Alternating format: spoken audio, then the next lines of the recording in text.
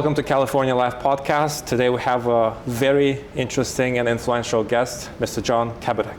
Yes, thank you. Mr. Kabateck, thank you so much for coming to the show. I was fortunate to enjoy your interview, your podcast episode with Sergey, and I got a lot of questions I'd like to discuss with you. First, I know you've been in business and in politics for quite some time. What was the power that drove you to become an entrepreneur, a business person, business owner, and then a politician versus just becoming an employee? Yeah, great question, absolutely. Well, thank you, by the way. And yes, I probably have been in this a little, my hair used to be your color back when I started. But it's been about 32 years I've been here in Sacramento working in and out of the Capitol. And I think to answer your question, what really motivated me to be a small business owner and an entrepreneur was representing them at the NFIB for so many years, seeing how difficult and challenging, but also how triumphal and how wonderful it was when they really ran their business and had something that they could call their own.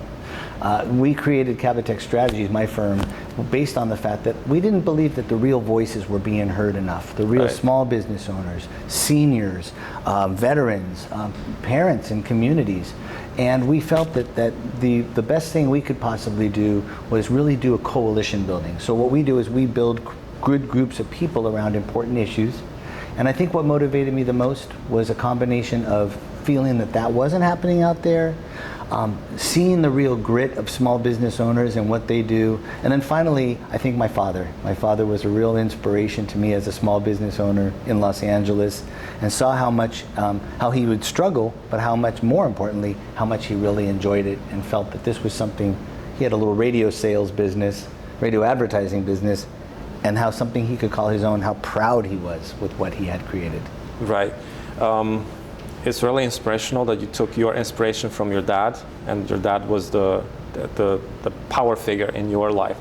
What was your first business endeavor that you've tried, and did it go successfully, or was it a good experience? Wow. Well, probably my very first entrepreneurial experience was in high school, and my best friend and I created our own landscaping company and gardening company. So his name was John, I'm John, so clever name, J&J Gardening. I'm sure we could have done better than that. But it was wonderful, and we actually, filled our car with all kinds of, equipment and lawnmowers and all kinds of things. How we got it in the back seat, I don't know. But we had 5 or 6 clients, and we were helping people, and they were taking pride in their homes and their yards, and it allowed us to make a little money. Our parents didn't have to subsidize us, but most importantly, it was a chance for us to really learn what it was like to transact, to help others, and to give back, but most importantly, just those fundamentals of running a business and having an early experience at that. Before we transition to my next question, I have an additional one, and it might be a little difficult. But what do you think is the main difference between the youth now and when you were in high school? What was the force that was driving you to go out there to talk to people, to make money, versus seeing young kids right now? They are careless, they are not active, not even saying proactive. What would you take from your experience from high school time and maybe somehow use it to help these kids today? Yeah, that's a really great question. Well, I would probably tell you that one of the real things that I think is missing a lot more these days, but is the attentiveness of the parents. Right. I think, I have 2 children who are 22 and 25 right now, but how important it is for that parental figure. My parents were, as I said, was such an inspiration to me, but also a daily force with me about, kind of keeping me disciplined and focused and inspired. Right. I think a lot of that's missing now with a lot of families, and it is not necessarily that parents are deadbeat parents. It's just we're running so busy, so fast, that I think that's part of it. But I think, again, if I were to give advice, I think there are a lot of kids out there right now that are seeking and yearning to take their idea to the next level. But I think we really have an opportunity to express that there's more than just a four-year college pathway, which is very important. But I think inspiring people that there are other pathways to pursue their passion. You know, there are vocational trade schools, and I know things like the Expo and others will probably be promoting some of that. But you know, career technical education in construction and in landscaping and in other in food service, that it is not your traditional pursuit of a pathway. I think more and more now these days, kids could really, if there was more of that to show the myriad ways that they can pursue their futures. But I think it starts with the family and at home. And I think that a lot of that family unit needs to grow stronger. And then with that, kids will be more motivated to work. Also, what the kids are facing now is a huge influence of the social media. And you know even better that the social media shows fake life, fake good life. And it drives a lot of young people to depression, and they don't wish to move and do something because they see something so successful with the Lamborghini and the Patek watch, which is fake. What would you advise these kids in this situation to withstand this enormous pressure of the social media? Well, my first advice would be to, discipline yourself. I would say, discipline yourself with your cell phone. We all have to do it at every age. But I think kids today are so addicted, and I think I really have to use the term addicted, and I think adults are too, many, is to discipline yourself. Take that time to put your phone on, airplane mode, and just shut down for a while and pick up a book. Go talk to your family, talk to your friends. Be involved in things that are not that way, because you're absolutely right. I think so much of that is so all-consuming that I think they feel that that is what's kind of sucking them into that vortex of not being motivated and seeing and learning. And so I think that's part of it. But I think also one of the best things people need right now are more mentors. So I'm encouraging I think, and this is again a great thing about the Expo, is there's an opportunity to really, people to network, meet other great examples of business leaders, community leaders. That's why what Sergey and you all have put together is just a wonderful program. But at the end of the day, those mentors, those examples, getting to know people who have been successful in the business or nonprofit or community level, I think is so important. And I don't think enough young people really are exposed to that, because why? They're locked on their phone. So put it on airplane mode and get to the Expo or join NFIB, but get to know other successful people or people who are just doing great things to help their community and give back. Before we talk about NFIB, I would like to dive a little bit briefly into your political career. What made you decide to enter those waters with a lot of sharks? That's right. It's this scene from Jaws. I think we're going to need a bigger boat. That's a great question. I feel that probably, what got me involved was a failure, to be honest with you. The reason I got involved in politics is I did terribly, and I say terribly, on the LSAT, the law school admissions test. My older brother, successful attorney, I saw him with the money, the beautiful lady, the car, and I thought, I need to do that. And I went with the wrong intentions. I think I was so focused on not what the actual nature was that I took that exam, looked at my score once, and I said, I'm going to go do something else. Got involved in a political campaign for Pete Wilson for governor, and didn't know much about politics in Los Angeles, and thought, well, give it a try. Really liked what the people were about. I liked the cause of helping to make California a better California. I liked that the politics were not too far left, too far right. It was just about doing good things. And so I will tell you that there is such thing as a successful failure, and you're looking at him, or maybe, but I'm not. I'm still a work in progress. But I think it was the fact that when you trip, you pick yourself up, and don't let that get you down. And it was great that I actually did that, because I have had a wonderful 30 plus years, hopefully helping to make a difference on various fronts. And I'm not a lawyer. Which is good. You're not selling your time for money. Yeah, one less lawyer, I guess. I've learned online that you had your first video interview in the early 2000s. Mm-hmm. How did it go? Oh my gosh, I'm nervous, very nervous. I mean, my first ever interview, I remember it was on healthcare policy for California. Right. I was 1 week into my job as the state director of the NFIB. I think I had read all but maybe 2 pages about healthcare policy, and there were 2 pitchers of water on the table, and I will tell you, I went through all of those pitchers of water in about 8 minutes. I was so nervous. So, you don't happen to have any water here, do you? No, I feel a lot more at ease, but those first experiences are crazy. And it's probably back to what I was saying, you know, those first experiences, you just have to try and try again and pick yourself up. And but I'll never forget, thank God there were 2 big pitchers of water. It saved me.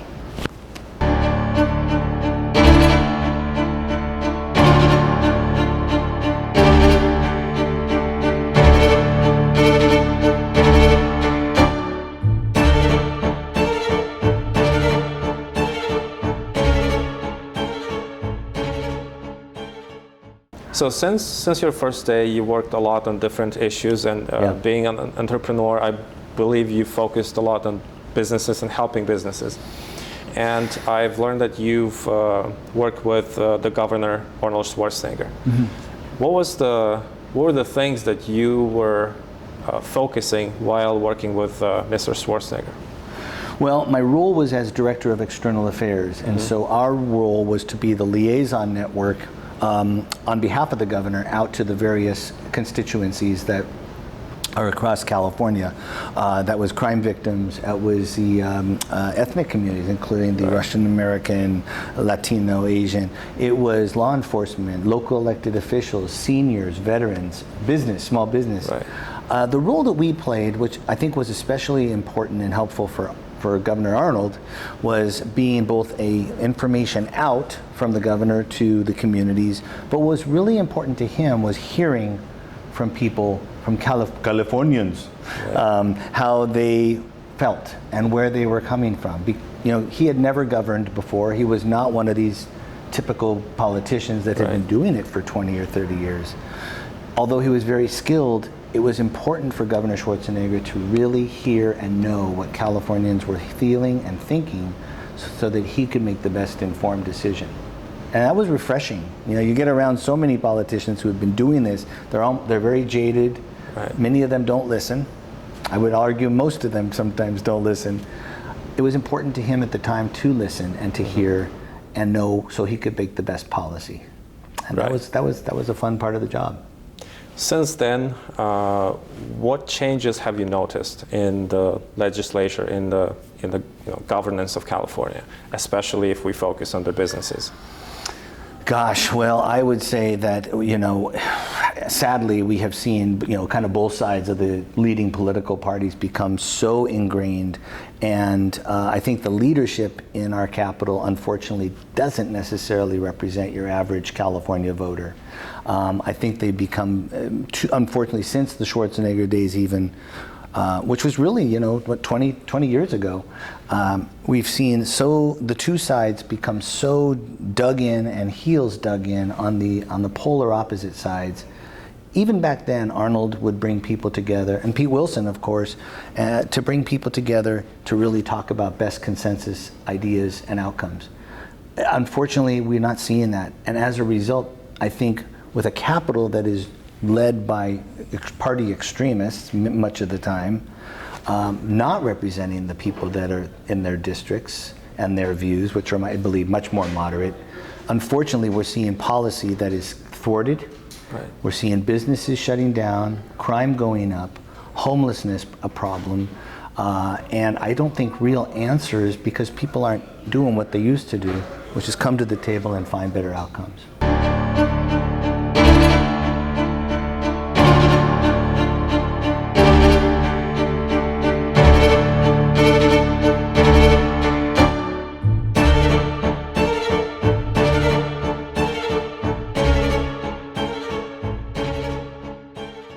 It was refreshing.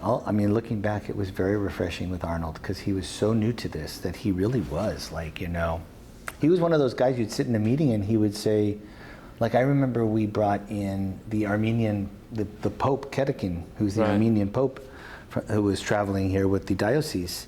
And he was just kind of asking, he said, well, in Germany we had East and West Germany, and we broke that wall down. Why can't we Armenians why can't they observe? Basically it was for him like through a child's eyes. Right. So that was refreshing. Anyway. Well, that's very nice. That's very good to know, because not everybody knows that in the community, and Yeah. A lot of people, they absorb news from social media, from Right. bloggers, blogs and stuff, and usually it's just people creating content and not really Totally. being experts in what they do and what they say. So since then, Yeah. a lot of changes had happened, and we've learned recently that there is a law which says that the governmental institutions, they have to engage about 20-25% of the local business in their operations. Could you please share with us, our viewers, a little bit about these opportunities and what is going on? Sure. Well, it's exciting, first of all, to know that the expo is going to focus also on, among other issues, about contracting. Right. And contracting with state, local, federal programs. And I think one of the things that for too long in California, small business owners just, in many ways, never really feel like they have a fighting chance. Compared to the larger businesses or other special interests, I should say. But one of the things that I think the business community small business community has long been advocating for has been a fighting chance when it comes to state contracting opportunities. Right. And so together, it didn't look like it would change the world, but it really was a big victory last year that the number of the ethnic chambers, small business groups, and others gathered together, Right. and really basically, including the Cal Chamber and other groups, and said, look, we should make sure that small businesses have a percentage, that there should be in law an opportunity for small businesses to have a chance to contract, to pursue and be granted, if they qualify, Right. State contracts and bidding opportunities. And so last year there was legislation. Kudos to the California Asian Chamber of Commerce, Hispanic Chambers of Commerce. I think they were both two of the leading groups that really kind of led the charge, among others. But we Slavic American Chamber and others were involved, and I think at the end of the day, this makes sure that yes, at least 25% of contracting opportunities are afforded to small businesses, ethnic businesses in California, right. And it gives them a chance. It gives them a Right. chance to give back, gives them a chance to participate and compete, and at the end of the day, with those taxpayer dollars, it lets those hardworking small business owners kind of reap what they sow. Right. And so we're excited about that, and I think we also find when people are contracting with small businesses, there's a lot of care, attention, and love given to what they put their heart and soul into. Right, right. Back to NFIB and the organization which you're leading. I've learned that you have different types of memberships and also some conditions that depend on employees. And I also know that a lot of businesses, they tend to pivot from having employees to contractors because the tax is the biggest expense they have. Will that impact their chance to become a part of your organization, or do you have any incentives for the businesses to still keep employees and become a part of your organization? Well, that's a good question. I think that one of the best incentives for our small business owners to keep and maintain their employees and grow their employees is legislators that are creating policy that are not making it difficult for them, right. that are eating into their operational budget. But again, let's keep in mind California has the highest and the most egregious taxes in the country. We also have some of the most egregious regulations, right. And so I think there's a saying out there which is first do no harm. Right. And I think what we can do to incentivize businesses to be more successful and to create more jobs is to have our policymakers kind of be in tune, right. and in touch with what small businesses do. Many of them don't and haven't actually ever been a small business. We joke about it, but it's true. Many of them know how to sign the back of a check. They haven't really signed the front of a check. Right. And so that may not be their fault, because many of them maybe have been in school boards and involved in other capacities that aren't private sector. So the best thing that we can do is make sure they're educated about the importance of small business, what they do, why what they do matters, and the impact they have in their own districts. And that's what we do at Kabateck Strategies, is also make sure we're getting those real voices heard. Right. But at NFIB, I think what we try to do is the best thing we can do to incentivize businesses to be more engaged and to have the ability to grow more is to make sure our policymakers are giving them more financial ability to do that. And unfortunately, they just keep, for some reason, thinking that Main Street operators are ATMs. Right. We need, and that's Right. not a political statement, it's a fact. I think we just need to make sure that they understand small business owners. If they're successful, then our public services are successful, our schools, our hospitals, our roads. But if they try to make it difficult for small businesses to succeed, as we saw with COVID, Right. those very services suffer. Right. So I know that you are extremely busy and you have a lot of people reaching out and they're seeking your advice and help. So I don't want to take too much time of yours. No, But the last great. question which I have, and it's a complex question.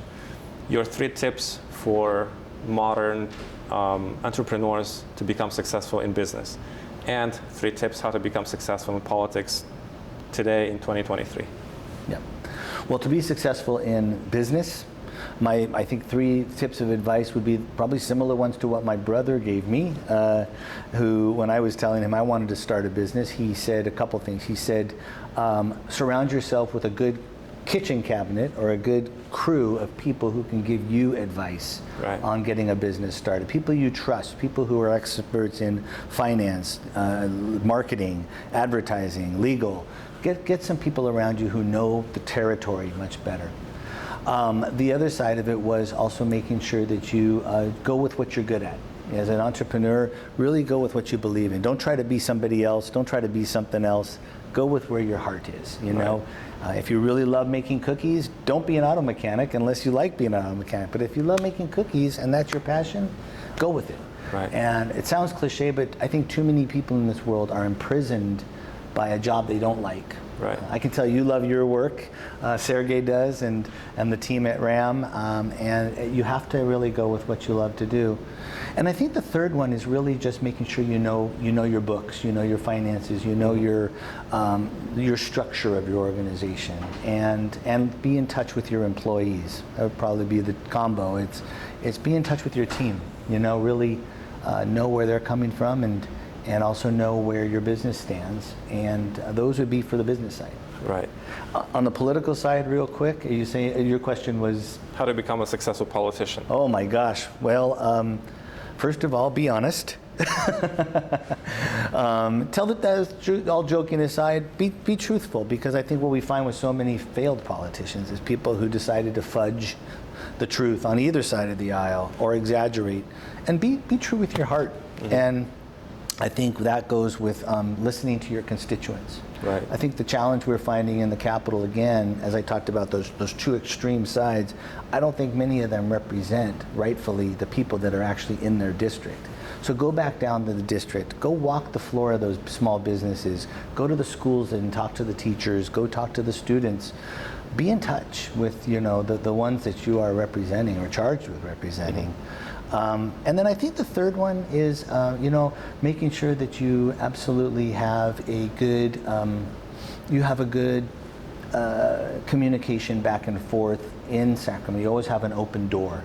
Right. And that's a little different. There's one thing to go down into your district and talk to your constituents, but I think it's important that they know that you're Capitol Hill building, or you're in Washington, or a city council, that they also know that they can come to you. Not Right. that you're just going to them, but they know that you're not going to not return their calls, that you are going to return their calls, that Right. you're going to listen to them. And I think that starts with a really good staff. Yeah. Right. Well, thank you so much for your time. Thank you for your precious advice and sharing with us. We will be delighted to see you again at the Expo. And will you be giving any mentor speech, anything at the Expo? Well, I believe you might be hearing a few words of wisdom, if they are called wisdom. I think Sergey was good enough to ask me to say a few words, maybe I think at the front end of the Expo. Definitely. But regardless, we're happy and so proud to be there. We'll have a table once again, and we just believe this multicultural expo is just wonderful for, again, not just the community of the capital community, I think for all Californians and all Americans. So September 6th, for sure, at the Sheraton in downtown, you have to be involved in the Russian American Media Multicultural Career and Business Expo.